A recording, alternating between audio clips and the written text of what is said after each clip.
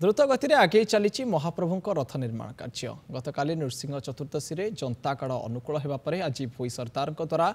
जंतागाड़ में सिंगुड़ा बाड़िया कार्य अनुकूल होती तुम्ब सहित अर संयुक्त हो सिंगड़ा बाड़िया कार्य अनुष्ठित होती जोरामुंटा बा काठ हातुड़ी में बाड़ी तुम्बरे अर सबू भुंजा जापटे रथ खड़े रथ त्रयर चक प्रस्तुति चली सिंगड़ा प्रस्तुत पर यह माप कर मुख्य विश्वकर्मा पहिरे बिंध अनुकूल करेंगे तुम्बरे अखबिंध खोदे करुचंती बिंध कारिकर पूर्व कोरामुंडा प्रस्तुत हो रही विश्वकर्मा माने तुम्बरे बिंध खोदे करी अरकु साइज कर तुम्ब बिंधरे अरकु भुंजा कला परे काठ गंडी उपरे ठिया होई